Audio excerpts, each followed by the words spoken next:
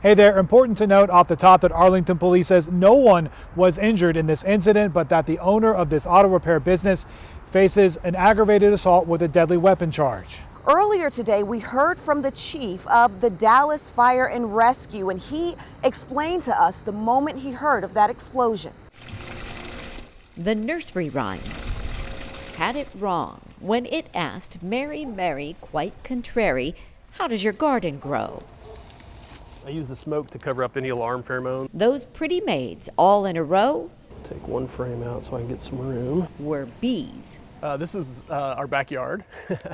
Amanda and John Schultz built an ecosystem at their East Dallas home. I had a client actually who messaged me and said, hey, Costco has got these hive kits for sale. The place you might go to buy a 65-inch TV, they picked up what amounts to a condo for bees. And that's how it started.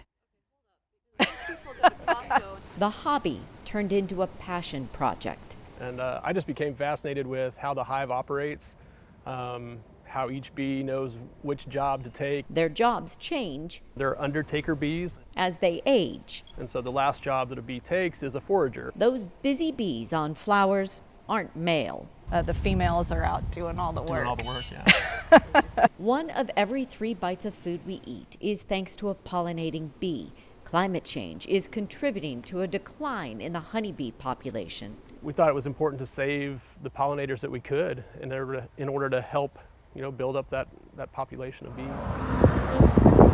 So the Schultzes go on rescue missions like this one in Rockwell, removing and relocating unwanted hives. These are hives that we've rescued from the neighborhood. This is the queen bee right here. Her hive gets pollen from the yard, an eco-friendly native plant pollinating garden, something anyone can plant. Then you're starting to help the whole ecological system and really, at least on your own footprint, have some sort of effect on climate change.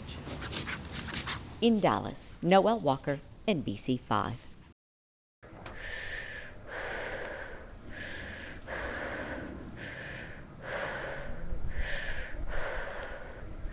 With each stride, Rena Elmer finds her strength. If there's something important to you, you have to work really hard at it to achieve it. Recharging a little more with each passing mile before the school day comes to an end. That's my time alone. After that, Hey, listen. Hey, kids. all of Rena's time and energy turns to her 9 kids. I'm gonna go put her down. 3 years ago, marriage brought together this modern-day Brady Bunch, all between the ages of just 12 and 1. For Rena, it's a balancing act that led her to give up her first love of running track. I had just been thinking about this and praying, like, what should I do? She realized training for marathons would let her run when and where she could fit it in. A lot of these marathoners are putting in 80 to 100 miles a week. I'm putting in more like 45 to 55 miles a week. Still, when competing in her first race after training for just 18 weeks, I didn't look at my watch. I just went for it. she surprised herself, finishing 26.1 miles in Indianapolis in just 2 hours and 40 minutes, qualifying her for this year's Olympic trials. So, yeah. Yeah. Isn't that crazy? For Rena, that alone is enough. I mean, this is the 500 fastest women in our country, and I get to be part of that. This weekend in Atlanta, only the top 3 will go on to represent the United States. And though she'll have a full squad rooting her on, I think I have more people cheering me on than anyone. instead of winning, she's focused on showing them what matters most. I'm happy to be going and have my 9 children and balance that because, that's what makes me the happiest. Though she has to admit, I'm not going to say it's impossible. you never know what could happen.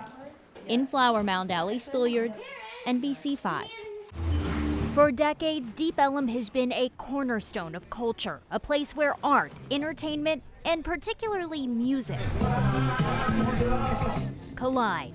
From the graffiti on the walls and the murals, to the bars, to the live music, to the DJs, that's what makes Deep Ellum. But over the last several weeks, as the sun sets and nightlife returns, Some recent visits from Code Compliance for music heard from the street has business owners like Alan Faulkner worried it's an identity at risk of extinction. Music is sort of the lifeblood down here, and so the idea of walking around Deep Ellum and hearing silence doesn't make any sense at all. He says the uptick in noise complaints just started, though according to the city, the code limiting amplified music hasn't changed. The nightlife is pretty vibrant in certain business districts in our city, and that's fantastic. Director of Code Compliance Carl Simpson says enforcement simply increased since his team stepped in to help Dallas police, following an increase in calls this spring, which he believes are due in part to the area's growth. We get complaints from neighbors sometimes when the noise exceeds a level where they can't get peace and tranquility. But a petition now more than 5,000 signatures strong argues that's simply not what Deep Ellum's about. So starting next week, Faulkner will be part of a task force led by Councilman Jesse Moreno, hoping to find a solution for their unique neighborhood. If they want to enforce rules and regulations, great, but make them so that we can understand them and make them reasonable. The Deep Ellum is different than the rest of the city, and I can't stress that enough. In Dallas, Allie Spilliards, NBC5. The need is great, and the helpers are eager to provide relief. The Tarrant Area Food Bank will host a total of 4 mega mobile events this week for those whose resources are running low. The timing of the food drive is intentional. Students are going into spring break, and those who rely on daily square meals might otherwise go without. The mother of this family of 4 tells us times have been hard. It's been really rough. I mean, we haven't been able to get much assistance even because we're just barely above the poverty level. She says gas prices, their wages, and the price of basic items have put them in a tight financial spot. Until now, they'd never sought help from a mobile pantry. We're trying to make it to where food and gas works. We had to move really close to my husband's work to be able to compensate for the gas prices. CEO Julie Butner of the food bank says this is the reality. In this county, Tarrant County, you have to make $18 to $19 an hour to cover just those basic necessities. She says they had families like this in mind while organizing the events. They're having to make really difficult choices. So this relieves some of that burden for those families that just need a little extra to get them through to that next paycheck. The food these families take home will eventually run out. But the generosity of those stepping in to help keeps going.